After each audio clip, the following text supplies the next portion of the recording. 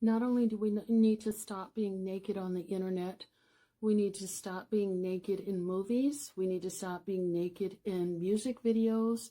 And while we're at it, we can, cancel all drugs and alcohol related content as well. Hi, my name is Dr. Natalie Jones. Be sure to go back and watch the last content creators videos. I've been working in the mental health sector for many years now, and this is just another PSA. I feel like, especially in Black American culture, I think that there's something about how all media around Black American culture is really just derogatory towards Black women and Black men, and there's a over sexualization of movies, music, and just content in general, even on social media. I mean, it's gotten to the point where I don't even think it's regulated anymore, and it's almost starting to look like pornography on mainstream media. And, again, like this content creator said, the children are watching, but it's more than just the children. And she talked a lot about how bringing back modesty and all of this other kind of stuff. I think modesty is great, but I think it's more than just about children. It's about how adults connect with each other as well. There's a lot of people talking about how they want a relationship. They want to be able to connect with people, but everyone's so into hookups, situationships, and or only sees you as a sexual object or a or it's fetishizing you. Thank you. I can't talk. Tongue twister.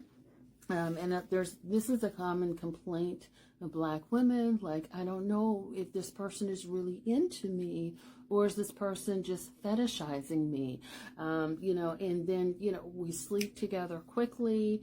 It's over and done with. So I think overall, the subliminal messages, especially through Black American media or social media, or even songs, R&B, just about every R&B, just about every hip hop song, you're a bitch, you're a hoe, I'm going to sleep with you, I'm a pimp, I'm a player, this other kind of stuff, all of these sort of sexual innuendos, and all of it to say that women have no value except for sex and what they can give me, and men have no value except for being a player, sleeping with you, selling drugs, living the fast life. I think it's definitely causing our culture to crash and burn in a lot of ways.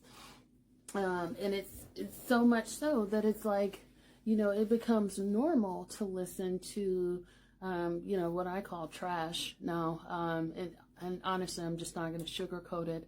But I think, there's so much of this, and a big advocate for this kind of stuff back in the day was Fred Rogers, the guy who wore the cardigan, and, taught children that they were special, because back in the day, they were pushing out inappropriate content to children as well, even through animation, which is largely consumed by children and toddlers. But I think it's gotten to be so big, and that's just a constant narrative, and it's gotten to be to the point where that's the only way that men and women relate now, which is why there's so much trouble with dating, finding a partner, and finding marriage for a lot of people, because our society has gotten way too comfortable with being sexual based, and now it's not just even in Black American culture, but it's across cultures in general. But I think for Black American culture, I see this narrative push more than any other culture, where it's like it's even in movies where it just doesn't even make sense for it to be in movies. We have to have a full-on nudity scene. We have to have these video vixens. Even on Black entertainment television, BET, there's BET Uncut, there was BET After Dark, and he just got way too comfortable with this sexualized material. I don't know where we've gotten so lost. And I think it's also part of the reason why, you know, pornography addictions, sex addictions, and things like that are running so rampant in our society, is because it's pushed every opportunity. It's pushed in magazine ads, it's pushed in everything.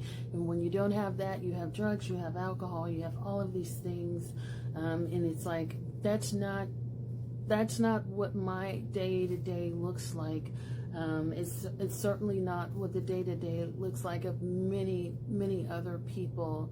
So can we bring back modesty? Can we bring back connection on a level where it doesn't involve sex, where it doesn't involve drugs, and where it doesn't involve alcohol all of the time? And I think part of, you know, I talked to you guys too about, you know, sex education and domestic violence and prevention. But part of the reason why I think there's such an uptick in this kind of stuff and such a need to talk about sex education and domestic violence prevention is because of the sexualization of culture.